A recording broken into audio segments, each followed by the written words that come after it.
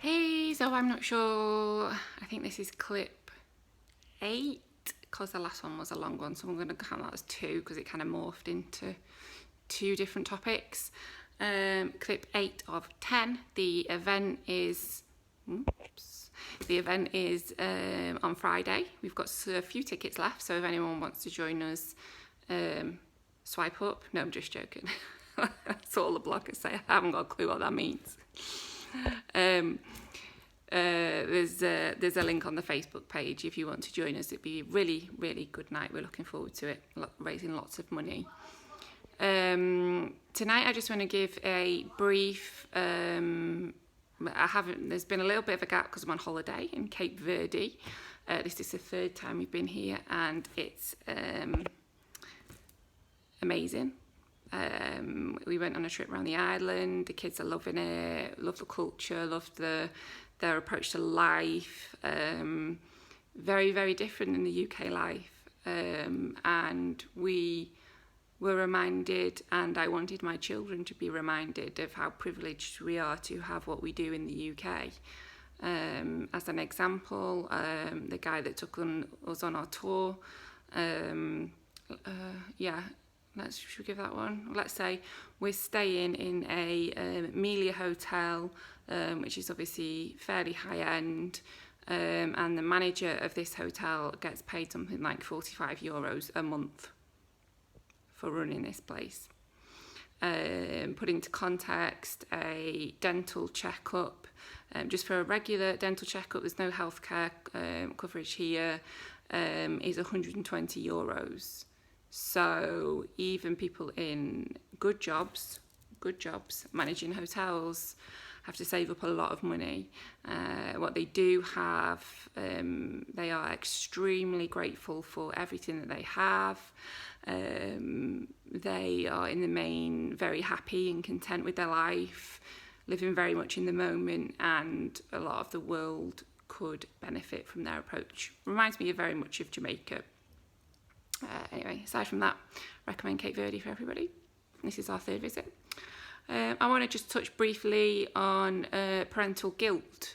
So everyone who's a mum, or everyone that I talk to who's a mum, has guilt at some point in terms of being a parent at varying degrees. You know, you're guilty about going to work, you're guilty about not going to work, you're guilty about making them upset, you're guilty about disciplining, you're just guilty about everything.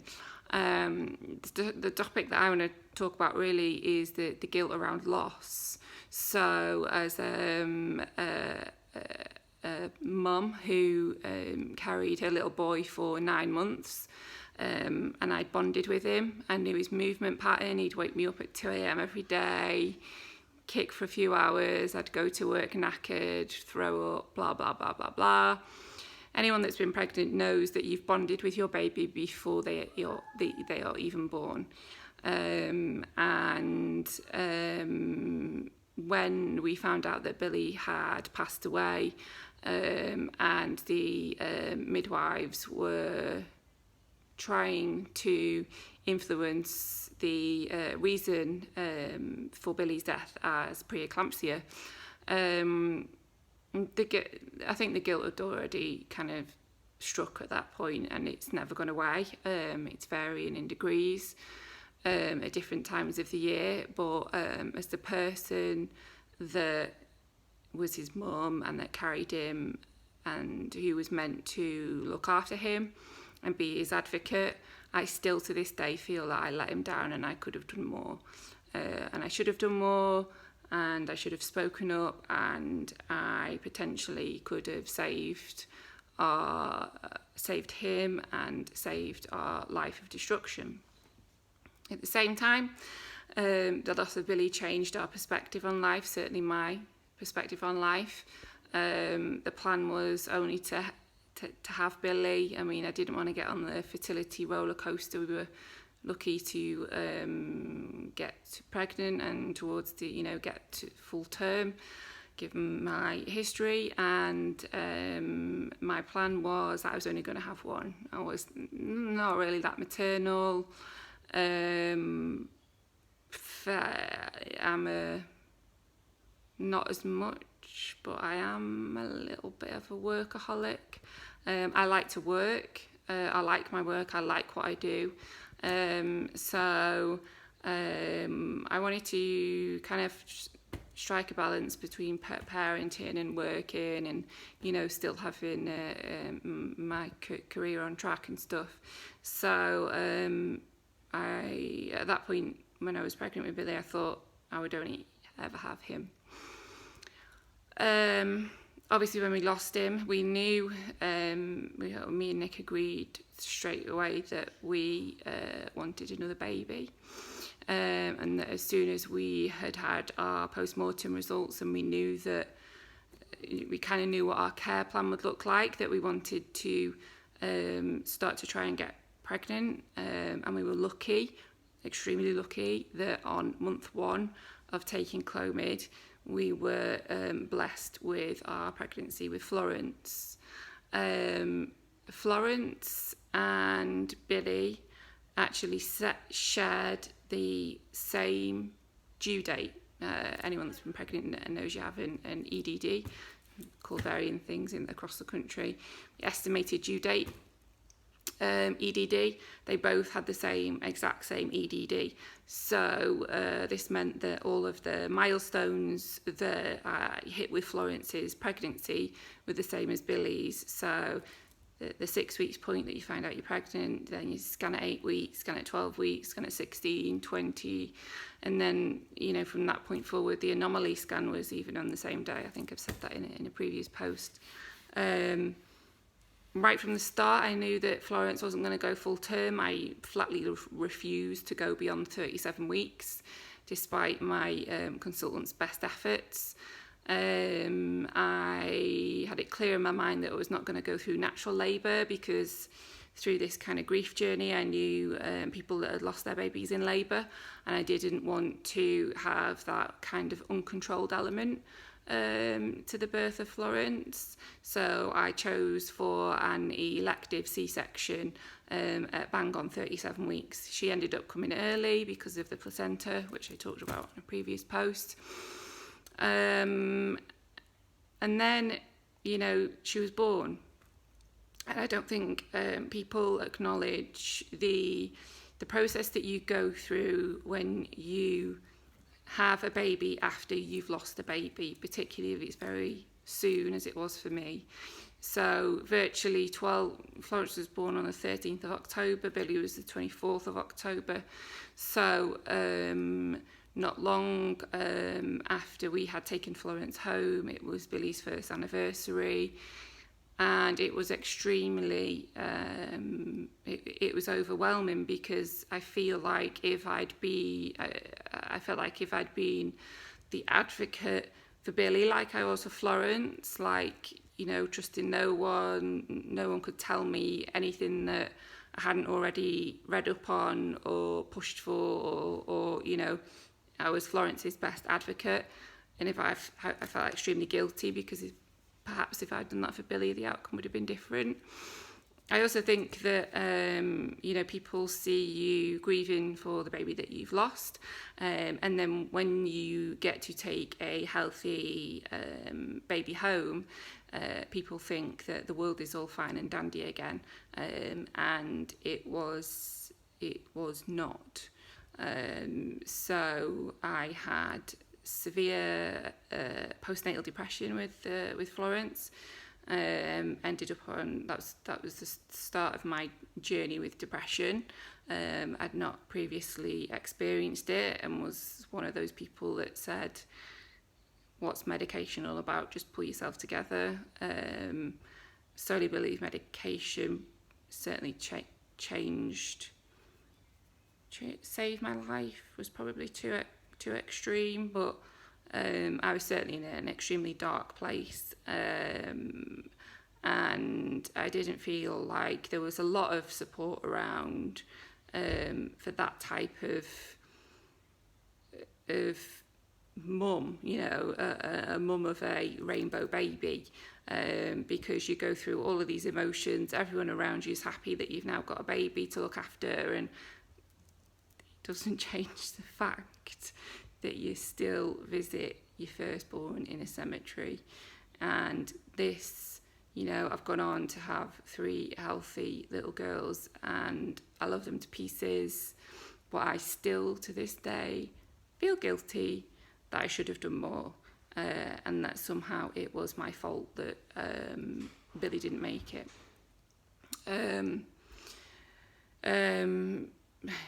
Just shut me out. That I should have done more to be his spokesperson, really. And I've had numerous counsellors. I've had different kinds of therapies. I talked in another post about PTSD. The whole thing around guilt has got a little easier with time, but I still to this day carry the burden that I could have and should have done something more, and I've accepted that feeling's not going to go away. And that is why I would really like this in my lifetime, before my own girls have their own families, for stillbirth not to be a statistic that it has been. I mean, I made a post the other day that in the trials that Tommy's have done at their centre in Manchester, which is quite local where we live, with modified care and different techniques and MRIs of placentas. They've done some amazing trials, and they've reduced the stillbirth rate by 32 or 39%. It's a significant amount. And if that kind of care could be rolled out across the country, then it would make a massive change. And people would not have to start on this journey of losing a baby and trying to have to piece the jigsaw of their life back together. So there's more support now for groups of what they call rainbow babies, parents of rainbow babies. I'm not into that group therapy. It's not my bag. I'm not into baby groups of any kind. Can't stand them, sorry. Always found them cliquey and never fitted in. Probably all in my head, but that's me. So I read a lot. I listen to a lot of podcasts. I listen to audiobooks, and still sometimes see a therapist. I've had different kinds. I've had talking therapy, CBT, and also hypnotherapy, which was one of the I would say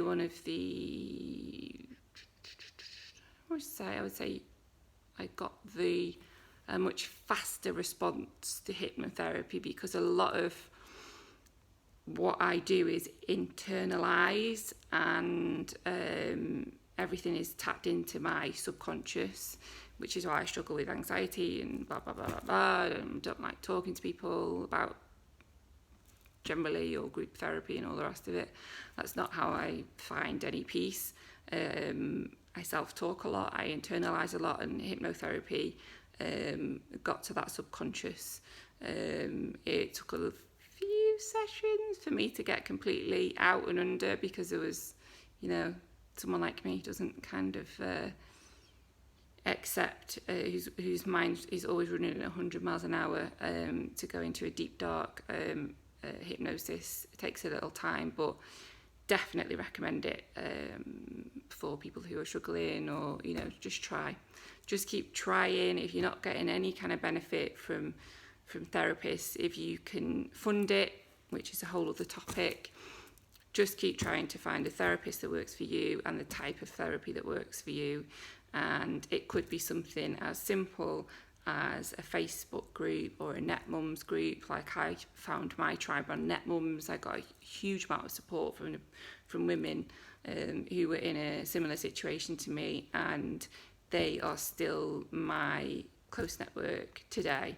And I know it doesn't always work like that, and I try to avoid net mums and mums there as much as possible, because a lot of it's just about judgy nonsense, which I'm not into. But sometimes you find little gems like that, and the little gems are my tribe, with a few added on. So yeah, that's just a little bit on parental guilt and guilt after loss, and general parenting guilt, which we all have with our children that we have on here on earth with us. We did what we do on holiday. We normally find what we call cemetery loot. So on our travels, we'll always get something and take it for Billy and take it to the cemetery. So we've got a few locally made products that we've got. There's a lot of turtles here. There's a turtle sanctuary. And we also adopted a turtle who will hatch on the 6th of December, which is my birthday. And he has been called Billy, and he will be set free into the ocean and be safe for many, many, many, many years to come. So that's kind of nice that for kind of his 10th anniversary, we've kind of put some of his memory back into our planet. So on that basis, I've got 2 more clips to do before Friday. Not sure what they're going to be on yet. I've got a few ideas, but hope to see you all on Friday.